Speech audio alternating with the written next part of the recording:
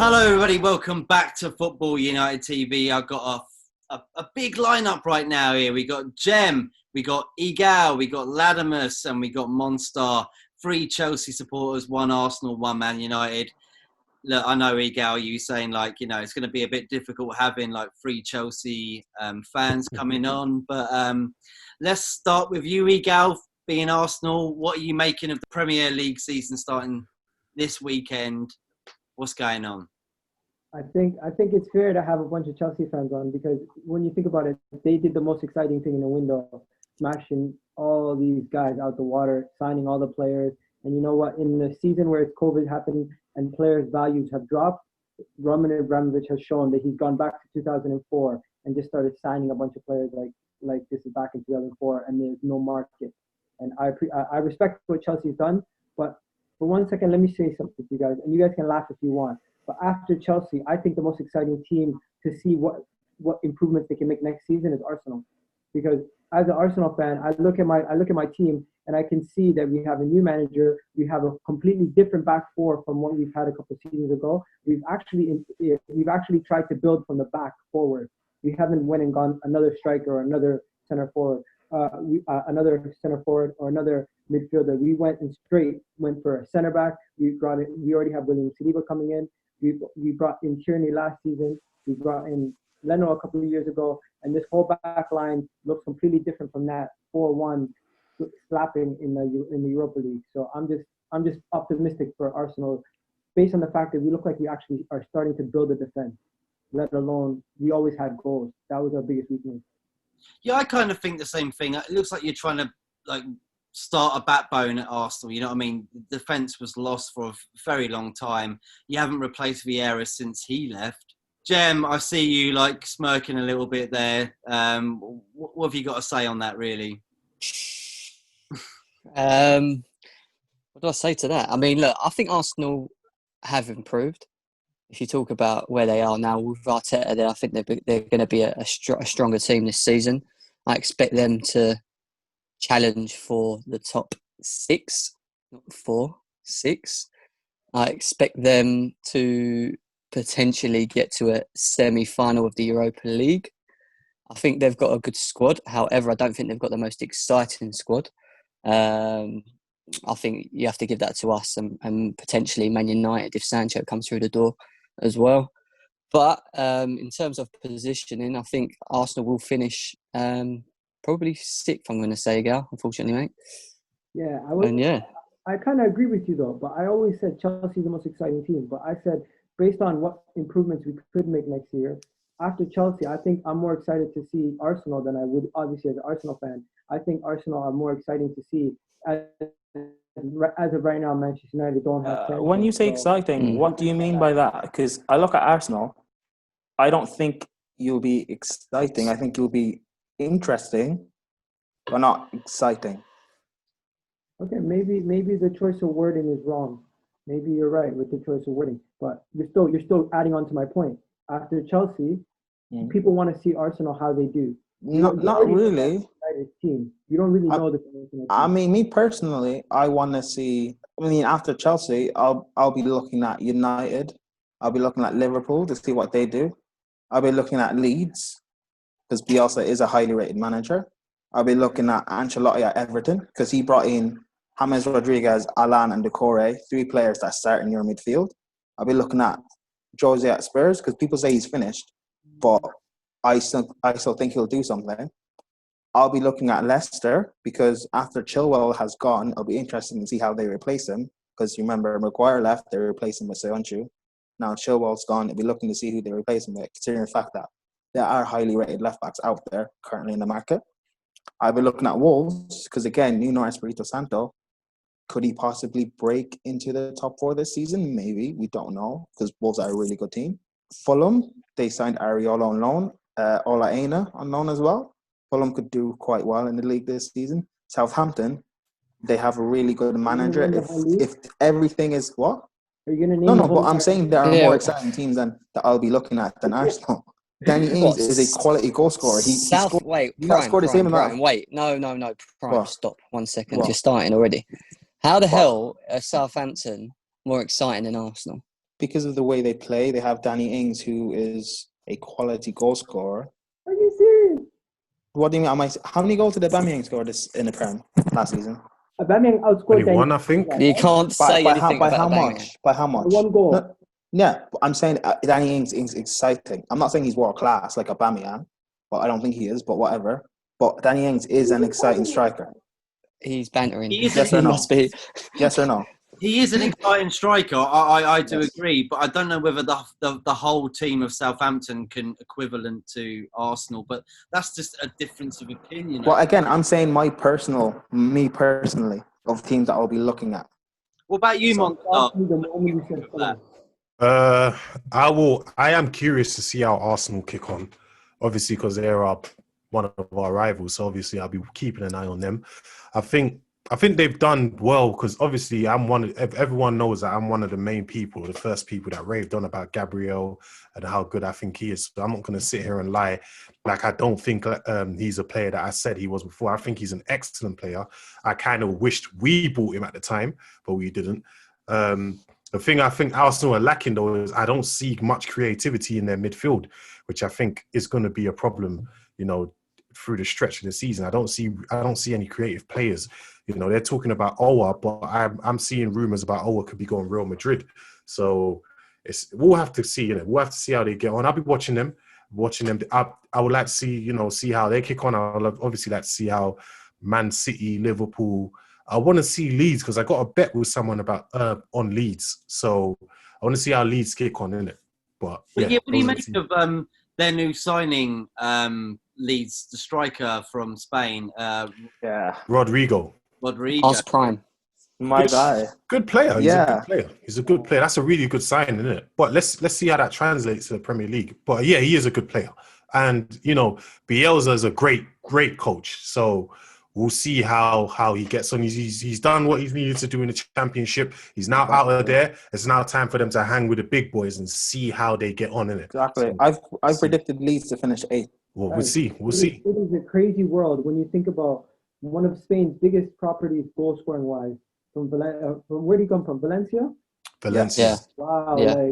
Like that was a promotion team stealing one of Spain's best players. But that shows you the pull power of Bielsa. That shows you there's something that this guy sees in Bielsa. And, I think Bielsa's capable of bringing in the top players. If that was any other coach, you won't see that happening. Do you know what I mean? And that's why I mentioned Leeds as being exciting. Same with Ancelotti, James Rodriguez and Allen. You're talking about Everton. At one point being world-class players. He also signed a 1-year contract, didn't he, today? So exactly. You see how Marco Bielsa, how he got in trouble with spying on other teams and stuff like that. How dedicated he is to doing the job, and in South America, I believe that's not really like a cheap move, is it? They see that it's fair game. Yeah, I'm pretty sure all teams do it. NFL it's cheating. Yeah, definitely. Maybe not in the UK. I mean, you can't tell me that Jose in his prime and Fergie in his prime weren't doing stuff like that either. So I wouldn't be surprised if they're not doing it right now. Exactly. There's one thing for sure. You don't need to do that nowadays. You have so much footage available to you. Mm-hmm. It's a sport where you have to hide your tactics. Your tactics is there for everyone to see. Yeah, that's true. But, when you're a big club, sometimes you want to take every advantage that you can have. One thing about Bielsa we will know about this season is that he's going to be playing in the top league now. So you're going to see how good of a manager he actually is. Do you know what I mean? This will be the biggest test for him to see where he's rated in terms of a manager, a proper manager. A lot of people do rate him. He gave us a hard game last year in the FA Cup. We only won that game 1-0. He's very highly rated as a manager. You've heard Guardiola talking about him. You've heard a lot of... In fact, Barcelona wanted him, but he rejected them, didn't he? So, and the squad he has is not on the level of a City, a Chelsea, Liverpool, Arsenal, United, Everton. So for him to get Leeds to 8th or a top 10 finish would be amazing. But he's never gonna. Bielsa's never the type of manager to go to a Chelsea That or is true. whatever, because he wants that old school control of, no technical directors, no director of football. He wants to do all of that. He wants to have that control. So you're never gonna see him at a Chelsea or Barcelona. He's gonna keep, even if you come in for him, he will keep rejecting you. Do you know what I mean? That's just how he is. I I got, think I got, Marco I got Bielsa's another the type. question. Sorry, Igor. I think Marco Bielsa's the type of manager that is trying to get to a bigger club. Like, no offense to Leeds or anything, but I think if he can keep them in the Premier League, he'll be looked at by the likes of Real Madrid, Barcelona, Juventus, and top clubs like that around Europe because of his history. You know what I mean? And the fact that where he's from, like, he's from the same village or city as Messi and Aguero, and he's held in such high esteem, isn't he? From that area and from Argentina, and you see pictures of him around Leeds. You know what I mean? Like as if he's like God, and it kind of reminds me of the Maradona thing in Napoli. You know what I mean? Do you think that Leeds can stay up this season? Guaranteed. Yes. Me personally, my only grievance with Leeds was in the Championship, they did not have an active goal scorer. Patrick Bamford works well within the system he has, but he's not a goal scorer. They got in Nketiah on loan up until January when Arsenal recalled him, but he was getting goals off of the bench. Now they brought in Rodrigo, who is a goal scorer, and it'll be interesting to see how he adapts to the Prem, yes. However, he is a really good goal scorer. They're defensive. They don't really seem to have defensive problems. It's just the system that they... Didn't they just lose their... Was it Ben White? What's the Brighton? Ben White, yeah. Wasn't he their best defender? And he's gone back to Brighton and is staying there. Yeah, that is true. However, they still got I rate Bielsa to get out of that. Plus, Ben White, I'm not sure how good he is in terms of being a Premier League defender. So I don't know if that's much of a miss. Don't underestimate their goalkeeper. Their goalkeeper is there. I was listening to some podcasts and they're talking about the Leeds goalkeeper. They're saying he's don't be underestimated by him because he's one of these top underrated goalkeepers. Even in the Championship last season, he was putting out crazy saves. His name is Casilla, isn't he? Ain't it Kiko Casilla? Yeah, he was at Real Madrid. So the former Real Madrid keeper. He's always been an excellent. I think with the whole Leeds squad, we're going to learn more about them anyway this season. For me, personally, I haven't seen enough of them. So let's just see what happens, you know what I mean? The only thing about Leeds will be this. In the past couple of seasons in the Championship, the reason why they haven't got promoted was because that they tend to gas out near the end, meaning that they drop from automatic promotion into a playoff place. And once they get into the playoffs, they're so gassed out that they end up bottling it. That's what I mean. That's what I was saying. This is time because when you think about it, Crystal Palace are on their decline. West Ham seemed like they were on a decline last year. Even Brighton seemed like they're on a decline. Newcastle finally did some good signings, so you don't have to worry about them declining. But Leeds coming up, this is the perfect time for them to come up because there's so many teams that they could just replace their spot. It kind of reminds me of a couple of seasons ago when Watford came up. They just stayed their place and they stayed in every year. Yeah, you know what? I agree with that as well. What do you guys make? I want to talk about this as well because I know Chelsea and Arsenal hate the same club. I'm pretty sure you do. Tottenham, their new documentary that's sort of come out on Amazon. Has anybody seen it? And what do you make of this? Is this a good move for the club, like to show the complete background and for the new season as well? Like all I've seen is everybody laughing at it, and that's not really good, is it? I've not seen it personally. Apparently, I mean, there's this thing where there's no such thing as bad press. It brings eyes on the club, which will bring more, if not fans, then more, followers and more interactions and stuff on social media. The one thing about it is when you look at how Jose is, and we all know what Jose is like, he loves to play up for the cameras. Yeah. Was the sacking of Poch really fair, or was he sacked? So you bring in someone like Jose who would make the documentary more lively That's what and I was going to vibrant. say. I think if Pochettino was there, you wouldn't have had this documentary. But the fact that Jose Mourinho's there, he's a born entertainer, isn't he? He loves being in front of the camera. He's the kind of manager that loves being like centre of attention. Even when he was at Chelsea, he always used to take the pressure off the players and put it on himself. And it's just something that he loves doing, you know. So it's probably a way of him getting a bit of a, you know, on the Good screen. PR stunt. What they did was they took the whole Pochettino beginning of the season and all the negatives. They summed it up in one game. They made it seem like Pochettino lost to Bayern Munich 7-2 and then got sacked. Everything else that happened, they erased it.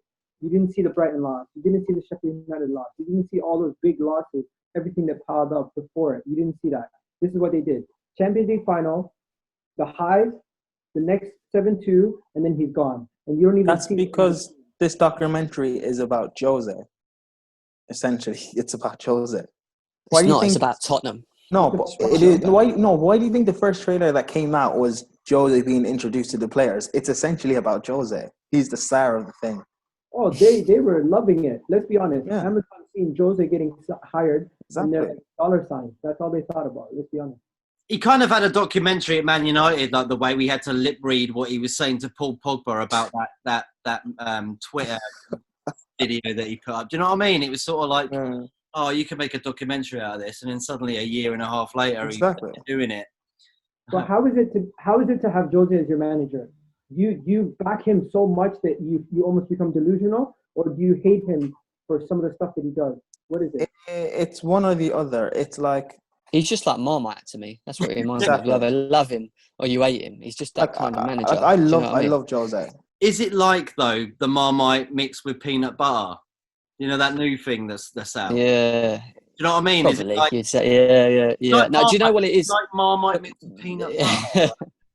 The reason I said that is because there's been players that have played under Jose Mourinho who only ever got good things to say about him, and they've won things with him, and they've done things with him. But then there is a lot of players that didn't get along with Jose Mourinho and couldn't play for him. So it's just his character. It's just the personality. It's the way he is. He always demands the most out of players. Do you know what I mean? And it's just Jose, isn't it? It just is what it is. You know what I mean? Sorry, Ladimus, I cut you off there, mate. Sorry. No, it's fine. I don't mind, mate. What I was saying basically about Jose. Like, I love Jose, and you know, from being a kid and everything, it's more of an emotional thing. So I find myself when Jose does like stupid stuff and things like that, I find myself defending him unknowingly. It's kind of like I use a description to describe Jose right now. He's kind of like your old senile grandfather, where you know you still respect the man, you still value him, and occasionally he drops words of wisdom. But right now he's at a point where it's kind of time to go. But when he does things that is like weird or out of question, you end up defending him, and you're like, "Oh, that's my grandfather, man. I can't." You know, it's Jose. Kind of like you, Monstar. Is it? You know, you were saying about how you looked out for Rio Ferdinand and Jadon Sancho. They come from your area. Do you know what I mean? Like you look out for them because they're from your area. And if they do go a bit senile, would you'd still respect them, wouldn't you? You know what I mean? I will always respect Jose because, unlike a lot of fans out there, I know what it's like. I knew what it was like when Chelsea were a UEFA Cup team before Jose Mourinho came in, before Abramovich came in with all the money. I was supporting Chelsea when we were finishing 6th, 5th. You know, we didn't know what it was like to be in the Champions League. So, you know, when Mourinho came in, he brought this good feel factor to the club. We were winning trophies. I never experienced that before that. I've always experienced heartbreak, you know, in the hands of Arsenal, beating us 2 times a season and beating us in the FA Cup final. Do you know what I mean? So I would always be grateful, and you would never hear me talking bad on Mourinho's name. Never, ever. I love the guy. I still think he's a world-class coach. I think if you put him into the Chelsea team today, he will win the Premier League. Do you know what I mean? So that's my take on Mourinho. I got so much love for him. Yeah. He's definitely the best manager Chelsea have ever had in terms of it. I mean, we've had great managers, don't get me wrong, we've had a lot of them as well, as you know. Conte's, Ancelotti's, him, they ring out. But for me, what he'd done in his first season, it was just because it was so long since we've won something as well. For what he'd done in the first season, I think he came off the back of winning the Champions League as well, Porto, wasn't it? If I'm right. Yeah. So he came in and he just really shaked the place up, and he got us into an area and a position that we thought we'd never see. You know what I mean? So I take my hat off to him. He came to the Premier League and won the Prem in his first season. This is during a time when Arsenal just went invincible, and we were seeing at that point anyway, one of the greatest, one of the best Man United sides. This was obviously before they did 3 Prems in 3 years, but at that point it was one of the greatest Man United sides, and he not only won the Prem. What? To be honest, to be contrarian though, when you're speaking about Jose, you're speaking about Jose at Chelsea. You're speaking about Jose at Man United. Yes. At Spurs. Yes. The biggest thing that he had an issue with at all these other clubs was when he wanted signings, he wanted them. And yes. He's not getting the signings. Yes. He's not getting the signings. He just got in Doherty, which is his signing. He got in Højbjerg, which is his signing. On a cheap because Mendes. Okay, but it's still his signing. It doesn't matter if it's on a cheap. It's still his signing. You're not also forgetting. He wanted a backup goalkeeper, and he ended up getting who? Who did he get? Joe Hart. So you guys are praising him for Matt Doherty, but at the same time, you're not being balanced. There's no banter being thrown at Joe Hart. There is banter being thrown at Joe Hart. When he was signed, everyone was laughing. No, my point now, going back to my whole thing. Yes. How long will we be okay with the likes of the Joe Hart and the rest of them? Because Matt Doherty is quality, but I don't know if he's going to be okay with those kind of signings coming in all the time. Egal. That also goes based on the club he's at and the chairman that he's got in the club as well. Because Daniel Levy, we all know, does not spend money, or he doesn't like spending money. He likes keeping his money. So if he's going to buy players, the players he's going to get, he ain't going to get like he used to at Man United or Chelsea, because he's not going to do it. Do you know what I mean? I think that could work to his advantage, because he's like Doherty and Højbjerg. Those are 2 players that will work and fight for him. Don't underestimate Mourinho, because no one would have thought he would have taken that Inter Milan team and won the treble. Yeah, definitely. Figure out like where Mourinho started off as. He was an interpreter for Bobby Robson, Sporting Lisbon, FC Porto. Then he brought him in as a second assistant coach and an interpreter at Barcelona, and then boom, like he's the underdog. He loves where he's at Spurs now. And I think Jose loves this. He's the underdog, and he loves. I would say this though. When he was at United, sorry, Monster. When he was at United, he couldn't be the underdog because you're at Manchester United. You're not an underdog. I would say this though. Yeah. I would say when this Tottenham team, we say they're not going to finish top 4. Fair enough. They will have a say. So they will make it really hard for the top teams to beat them. So when we need points, I would rather not play him. Do you know what I mean? Definitely. And I think he's got a way about him that Arteta's going to have this season in terms of playing against the top 6.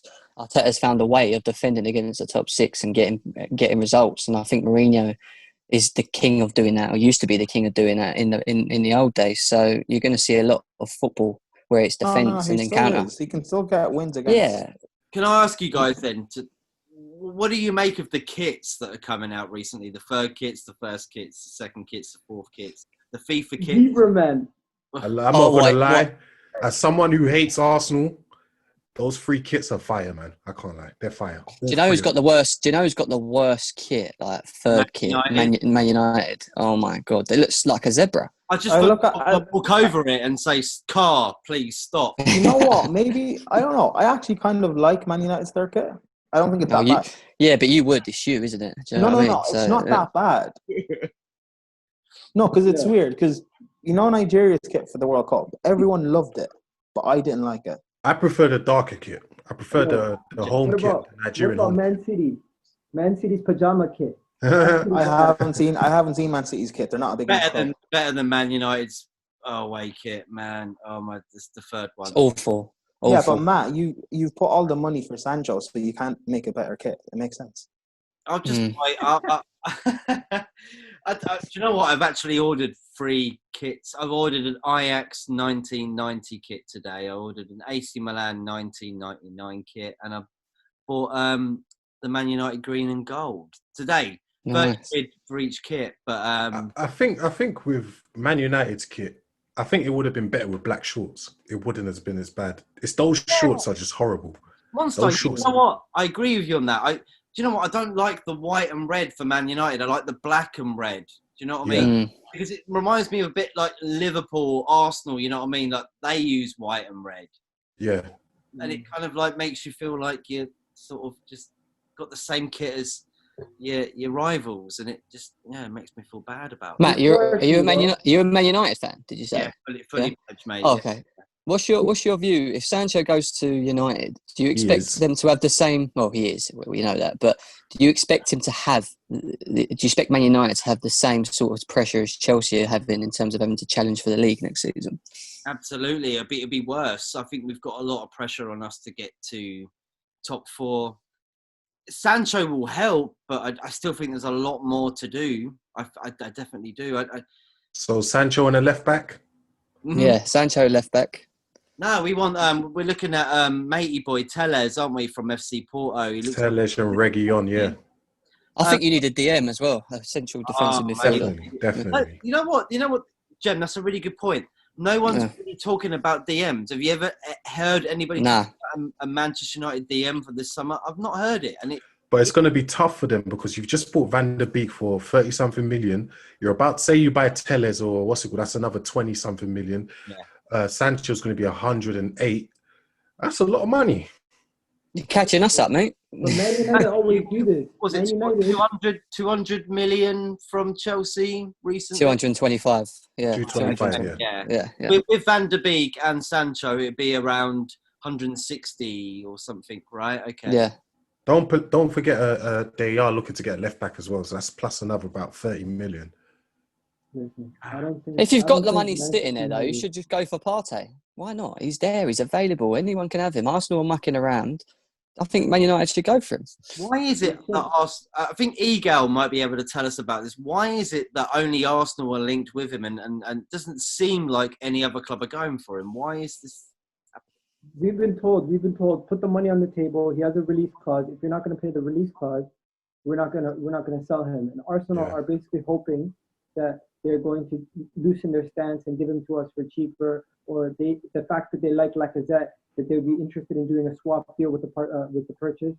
But the thing is, they want to buy Lacazette for lower than his value, and they want to sell us Partey for his sellout clause or his buyout clause. So what are you going to do?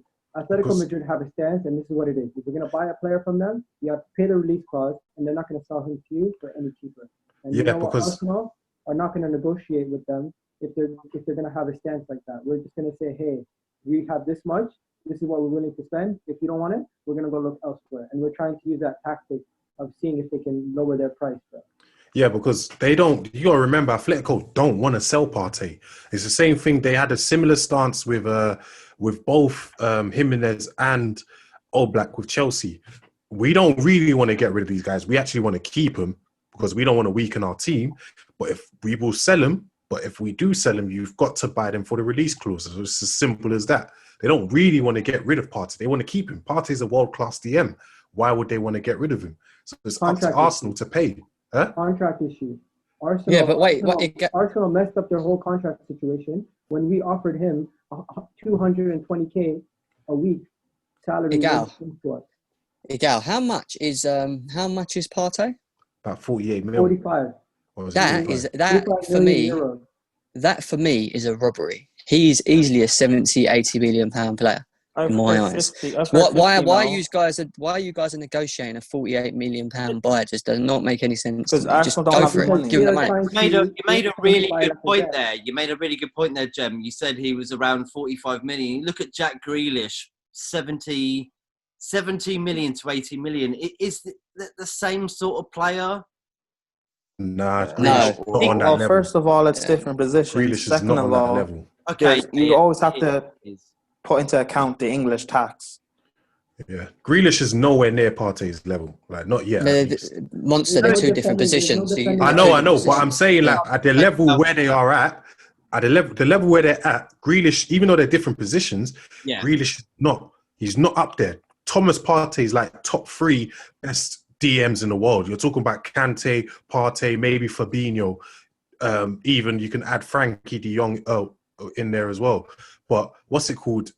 Grealish is not even a top 5 in his position in the And world.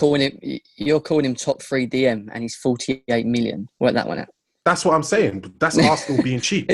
It don't make no sense. There Go on, is Egal. no- Arsenal are not the only Yeah. people being cheap, There's because no Liverpool are being There's cheap no when it excuses. comes to You're right. Thiago. So You're right. There's no excuses. We're being silly, and they're trying to outsmart the market, but they're actually hurting themselves. In my opinion, we are trying to sell Bellerin and Torreira to fund the Thomas Partey deal. We have always been trying to do this. The whole plan is get the money in for Bellerin, get the money in for Torreira, and use that fund to buy Partey. And the investment that we're going to use to get Arwa was always to sell Lacazette. But right now, we cannot sell anybody. Until we sell, we're not buying a midfielder. So this is El Nenny's going to be our third choice midfielder for now. and that's the thing, Egal. Okay. You guys literally, PSG just pulled out of the Bellerin race, so now they're talking about Barcelona. So but the only thing I think with these players, if they leave Arsenal, I have a feeling that they're not going to leave for a transfer. I feel like they're going to leave on a loan, via loan moves. Do you know what I mean? I just don't see anyone buying them for the price you guys want for them, innit? I just don't see it. Well, Arsenal got a big problem, haven't they? They got 32 players in their squad. And 33, and we can't move any of them. We basically have to let Socrates leave on a free. We have to loan out Torreira or give him to Torino. Torino offered us 24 million up front, 24 million euros. And when it comes to Bellerin, I think there is a heavy market for Bellerin. You guys are underestimating how highly he is rated as a 25-year-old right back in the world of football. Well, By who though? for Bellerin, I've heard like 25, 30, maybe 35 mil. It's not. But hold on. PSG, who was in the race, they're about to buy it, or if not, they've already bought a right back instead. They pulled out of the Bellerin race. Now we're only here in Barcelona, but I don't think Barcelona are going to pay what you guys want for him. No way. If anything, it'll probably be a loan move. Egal, how much do they want for Bellerin? Arsenal wanted between 30 million pounds to 35 million euros. Right. That's what they're saying. But PSG wanted to give us 25 million guaranteed with 5 million add-ons. So there was a difference between 5 million in selling and what they were offering. So I think But as also go on, mate. Go and on. what you think the deal actually happening, and the fact that he's been speaking about it more and more and more, I think Bellerin leaving is more likely to happen now this summer. How long has he? I mean, from what I understand with Bellerin, he's been injured most of the season, has he not? He's played a bit. He ended the Has he season paid a little well. bit in and out? But what I'm saying is, can Arsenal really demand that kind of money if he hasn't played that much? No, they Get where I'm can't. coming from with it? Also, he's not highly No. rated. I don't think so. You have to I look don't at the think so, value of yeah. how football has increased so much. If you're telling me Aaron Wan-Bissaka, you could say he might be a better player when he was at Crystal Palace, but arguably Bellerin has played longer. He's more. He's been around the game a lot longer. He has more experience, and at the age of 25, he's a more, I would say, a more polished player in both positions. He might not be better. Well, no, he's not. He might not be a better player. Sean, But overall, he has shown that he's quality enough that Well, no, because all I hear from your fans is how much you guys slate him. No, So but clearly he's you not said it rated today. highly. You said it today. Fans are not the smartest cookies in the bunch, right? Yeah, no, that is true. But the way the transfer market kind of works, fans do have a say in what goes on. Because if you see a player that's constantly getting hyped and big up, clubs will look at that player, no? And it works the other way around. No, but to answer Jen's answer, when you look at PSG's options for right back, Bellerin would slot right in now that they've lost Milner to Dortmund. He would jump right into that starting 11. Where you couldn't say that about a lot of the. There are other right backs around. But then, if that's the case, why didn't they just pay the 35 then? If he would slot right in, if he's that highly rated. Because the window doesn't close until October 7th. Everyone is haggling, and you know what? Football, we've known it for a long time. A lot of the deals and a lot of the sales always happen closer to the end of the window. So to me, I think a lot of these people exit. That's not that's not true. Can I just throw in something here? Like Chris Smalling has gone to Roma for 15 million. Ridiculous. Do you think that the Bellerin price is legit? I think it's different because Chris Smalling's already played there on loan, so it's a bit different in that sense. So they've already tasted what he can, Wouldn't you pay more then for someone that you know that's definitely going to do a job instead of paying 30 million for Bellerin coming from Arsenal? No, not necessarily. I think 13 million is a good price. He's with Chris Smalling. He's not wanted at Man United. It's clear. It's clear that they want him off the books. Italian teams are known to hustle teams for their players. They're known as cheapskates. No offense. So they're not going to pay anything more. Chelsea are going through it right now with Bakayoko. We went through it with Emerson, who we were supposed to give to Inter Milan. They don't want to pay whatever the price was. I think it was 25 million euros. They've gone out and got an old man in Edin Dzeko instead. This is just what the Italian teams do. So, yeah. What you doing about Swahi, mate? He's gone to Crystal Palace. You've loaned him out again, though. It's like, do you want to keep him or like? No, we made him sign a new deal over 1 year, loaned him out to Crystal Palace so that we can sell him next season. But not just that. The reason Chelsea loan so many players is because of the amount of money that they bring in from it. Yeah. So Chelsea spend quite a lot of money on players, but they also loan out a lot of players, so they recoup a lot of money back. And this is what people don't notice with us. Yeah, we don't have the facilities that the massive stadiums and all of this to bring in the revenue, that the Arsenals and Man United do. So what we do is we loan out a good 40, 50 players. That brings in about 120 million a year just off that alone. So it's a smart business model we are doing. But no one's actually making any profit off of fans at the moment, so we can hopefully be like onto the same level, right? Because no stadium right now is benefiting from profits from who's benefiting? that.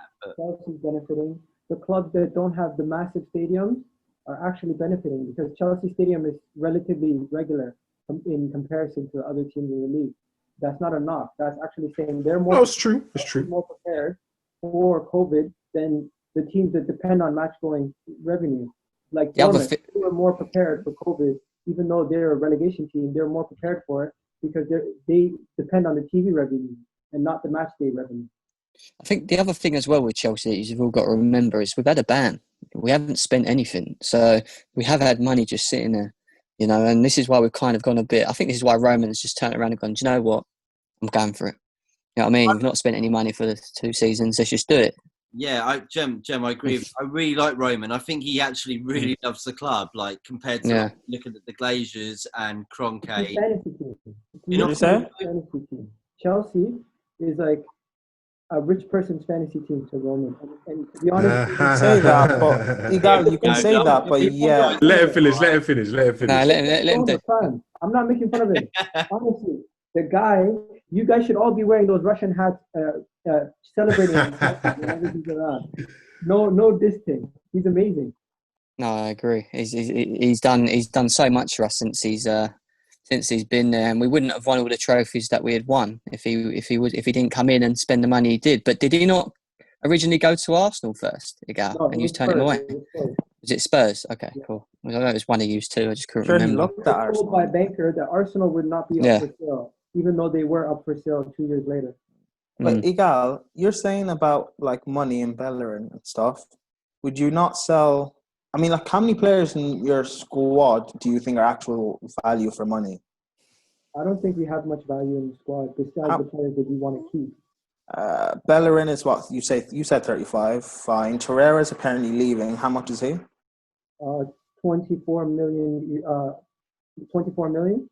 24. So let's just assume 25 then. I'm really surprised with Torreira. You know that. I don't know why he's brought him in to be this, high-profile midfielder. And he started off very well, and then all of a sudden he's kind of just deteriorated, doesn't he? He doesn't want to be in the UK, man. His attitude is almost like his head's gone. He doesn't want to be in how much is Guendouzi? Guendouzi, his value has dropped so much that we can't give him away on loan. Yeah, you're not going to even get rid of Guendouzi. Torreira and Bellerin, that's like 60 mil. Would you not? 60? Yeah.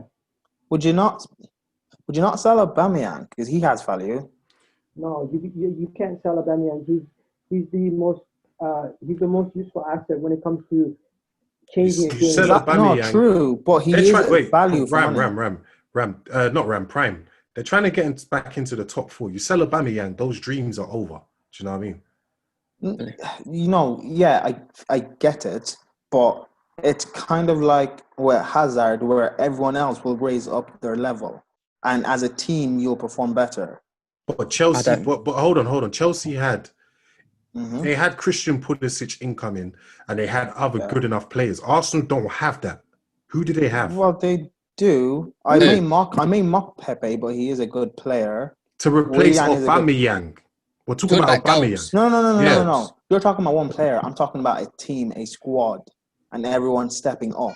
The player you sell is Mhm. the player that's not scoring goals for you, and the player who's not scoring goals for you is Lacazette. You go to Celtic, you sell Lacazette for around 35 to 40, which is He's below not for his value. 40 mil. That's whatever his value is. You sell him, you Yes. reinvest 20 million into Osman Edward, and you take the remaining difference and you help reinvest that into Edward will be worth more than 20 mil. Who? Edward or Edward, whatever way you pronounce his name, he's gonna be worth more than 20 mil.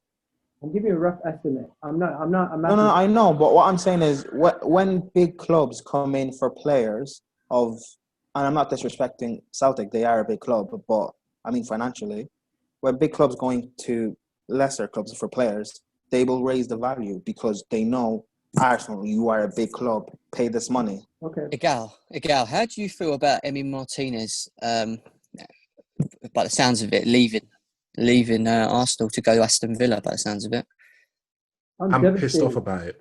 Absolutely devastated. It makes no sense to sell him to a Premier League team when you could, and for the price that they're speaking, 15, 20 million. I get that you better reinvest that money into a midfielder and get us Thomas Partey or Houssam Aouar, because the fans are going to be in uproar because this guy, what he's done at the end of the season, you could say he was probably one of the best goalkeepers after the lockdown. Egal. I really think Arteta. I don't think. If anything, I think Arsenal are going to try and go for over Partey, because for some reason I have this feeling that El Neni is going to get the shout in that position that Partey is supposed to play in. Did El Neni start the FA or not FA? He did. Community Shield. He did. Community Shield, yeah. And he started with Xhaka in midfield. I've been seeing him a lot in their training videos. He played 38 games in Besiktas, and he was a staple in Besiktas' team. And they're saying he might have come back a better player. We don't know. He did look good. He looked good against Liverpool. He was solid as hell. I'm not going to even lie. But the difference he has is when you look at Herrera and you look at El Neni, you'd rather keep him for the Premier League, El Neni, even though he's got the size. His name. Who do you think, guys, talking about like keeping away from the top of the league, who do you think might go down this season? Who do you think? I got a surprise shout. I think West Ham are on a bit of a decline. If you look at the way they're going, I wouldn't be surprised if they're fine. Yeah, is that something to do with like you maybe buying Declan Rice as well? Do you think that? Well, their best player? if you look at West Ham, the best player is Declan Rice. The second best player is Felipe Anderson, and he hasn't been playing that much. You know, and the only other player I would say that is a good player at West Ham is Antonio. You know, he seems to be. A big player for them, and he's an average player, exactly. Didn't he, at the end of the season, 4 goals in one game, and then another couple the game scored one against us. What happened to him over quarantine? Like, did he just get injected by some sort of like superhero powers? Like, I just couldn't believe, like, how did you like get so much potential to the way you finished him off as well? It's like I've never seen that from you, mate. Like, yeah, but Antonio, he's that sort of player where he can go through a game or two where he looks world class. Yeah, the next minute he's just not there. He just disappears. Yeah, he's got no consistency. Like Egal said, there's no consistency with him, and that's the difference between a world-class player and just an average player, and that's where he is at the moment. The thing is, he actually surprises. Forget Kepa. He actually surprises me. Antonio's not. He wasn't a striker. I swear he was a left back, weren't he? Nah, he was a right back. He's like a right. Was he a right back? He's like a right mid. Right back, and then he went. Wing back. He's been played everywhere. he played right back, he played right wing, and then he got put up front. It was He a was bit like like the ultimate Gareth Bale. utility player. Yeah. But you guys are underestimating something. They might have some solidity next season because they have been trying to change their whole transfer strategy with David Moyes.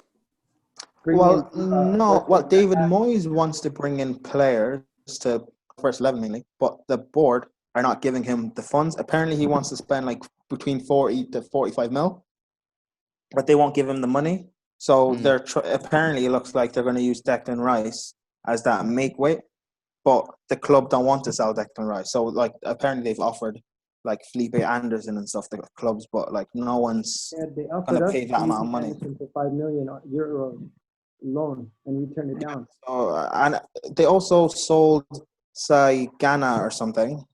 I think that's his name. And the players went crazy, or the fans went crazy. So I don't know how they're going to take selling that. What about another shout? Palace. In my opinion, Palace have not done anything to improve their squad. Michy Batshuayi, they just brought in a goal scorer. Yeah, there's someone worse than them, I think, and I'm surprised actually Arsenal didn't go for him as well. But in fact, that I know he's gone to Everton, but Decore, Watford, I think they're in a bit of trouble as well because they just don't look great. But Decore have been linked to Decore for years now, haven't they? You should. Why not pick him up? How much should they get him for? Watford got relegated, Jem. Huh? Watford are relegated. Yeah, and how is that his fault? Oh, yeah. Okay, cool. Fair enough.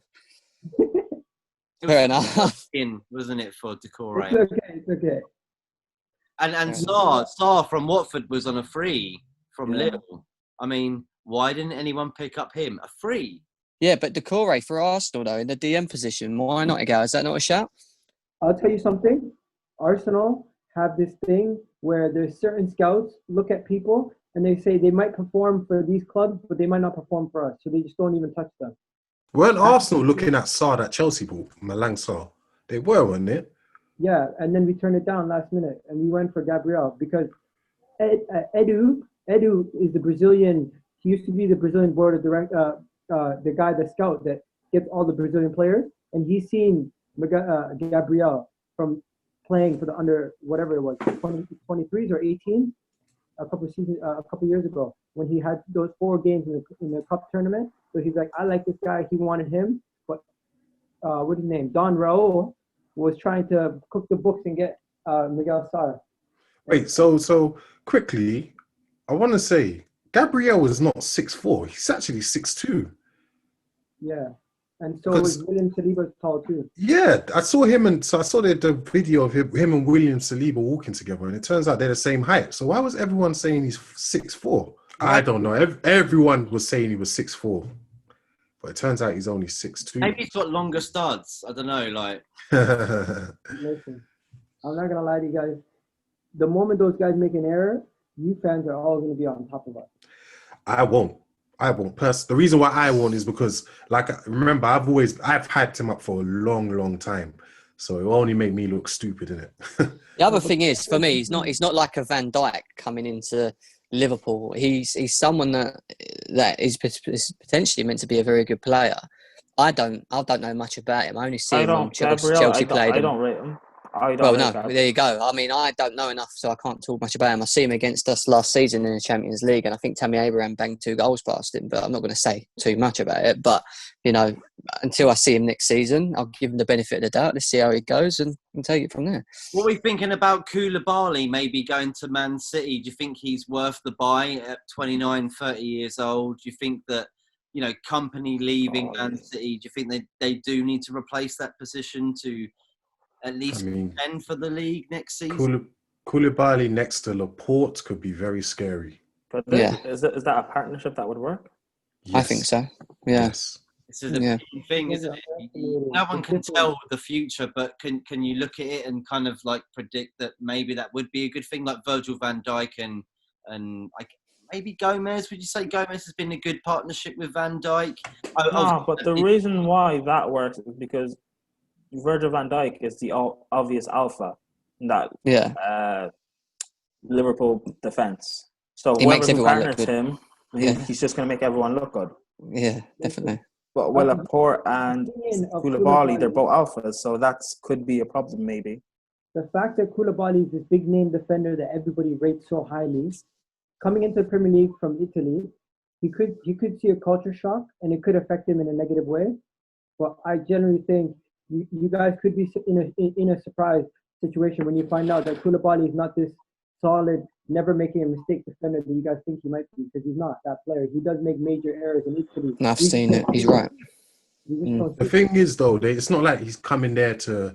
It's not like Chelsea, where Chelsea don't necessarily have the best defenders or blah blah. He's coming there to be next to another great defender, so there might not be that much pressure on him to be that good. Do you know what I mean? But he's playing in a team that likes playing out from the back. And what I've seen from Koulibaly with the ball at his feet, he can be a little bit reckless with his passing out. So that might be a little bit of a problem getting the ball out of the pitch. Like we have that problem, to be honest. We don't have many good ball players at the back. Zuma, when he gets the ball, doesn't look like knows what he's doing. That is true. But depending on the Rudiger. players you have on the pitch, you can accommodate for that. For example, Fernandinho. Instead of them playing out the back and having it go through Koulibaly, it can go through Laporte. We know Ederson can play out the back very well. Fernandinho can easily drop in. Kyle Walker can tuck in a bit. I don't think Fernandinho is going to have the minutes. Rodri then, playing as a DM yeah. and pick up the ball and play. So it's not like... Huh? Sorry, why do you think that, Monstar? Why did you bring that up? He's for looking at him, he just don't have the legs, and Rodri's already stamped his place in that holding mid. So I highly doubt Fernandinho's going to be playing that much. I think this is going to be just like David Silva. This is like his last season, probably. Yeah, this is his last dance. And you Yeah. know what? I think City might win it this year, based on the fact that coming into this season, they're going to be a lot more hungrier than Liverpool in my idea. Last year, Liverpool came back and they won their first Champions League. They're not going to be as hungry, and I think a lot of us guys are going to predict that Liverpool do not retain their title, because all of us know it's not easy to retain their title. Manchester United have done it, Chelsea have done it, Arsenal have done it in the past too, but it's just you can't do it all the time. It's not easy, man. I think the reason why Liverpool won't retain their title is because they haven't strengthened their squad. And when you go into a next season with the same team, you see it with Chelsea when they're under Conte. They smashed it, and they won the league. And then the next season, we didn't really do much. We didn't change the way we played, and we got found out a little bit. And I think that's what happens. Teams work you out. The problem was that season was the players Conte wanted in, he wasn't given. So he wanted Van Dijk, which was given. Chelsea didn't go out and buy. And Liverpool went out a couple seasons later and got him. He wanted Alexandro as well. Chelsea didn't go on and buy him either. So it was a thing where instead Chelsea went and bought Rudiger and Emerson. Do you know what I mean? Instead of the players he wanted. So I think that kind of didn't help him in a sense. I don't think it was necessarily his fault. I think Chelsea just didn't do him any favours. I always think of Middlesbrough Emerson every time you say Emerson for Chelsea, because he was obviously one of my favourite players in the 90s. Do you remember Emerson for Middlesbrough? Yeah. Of course. Are we going to save time for Wolves, though? Huh? Are we going to save time for Wolves? Go on. What do you want to say about Wolves, Egal? They're not in Europa League this year. They're not going to be in the Europa League this year. They're going to only focus on the Premier League. Could they? They're not in the Europa League. No, they're not in the Europa League. Who's in the Europa League then? Arsenal, Tottenham, and Leicester. Arsenal. Oh, Leicester. damn. Tottenham are in qualifications right now. Wow. So them not being in the Europa League, could they be a surprise shout for top four? That's a really good shout. I don't think so. Personally, I think if you watch Wolves at the end of last season, they kind of got. I always remember the Arsenal game actually when Arsenal played them away, and they came up against the top six team, and you could still tell the difference between the top six and them. Do you know what I mean? Yeah, but Jam, if you think about it, with them only having to focus on Premier League games, there's no Europe to contend with. Wolves, even though they adapted while playing in Europe, their first few games of the season, they looked real shaky, and people were talking about sacking Nuno. With no Europa League to contend with, I'm just talking. No, I'm just pretty talking sure more about the quality. I'm pretty sure they played some kind of Europa League qualification, or didn't they? No, that's Tottenham. That's Tottenham Monster. We took their spot by winning the FA Cup. They're completely out. Tottenham are completely out. Yeah. No, Tottenham are still in it. But Wolves. Yeah, I know Wolves are completely out. Yeah, I know. Tottenham have Tottenham have got to go through the qualifications. Is that correct?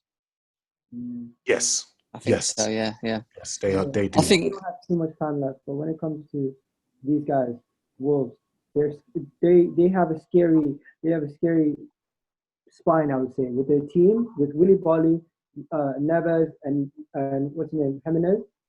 Even you could say with their goalkeeper, that is a good solid spine. And people always talk about a spine. Their spine, in my opinion, is like a top 16 spine.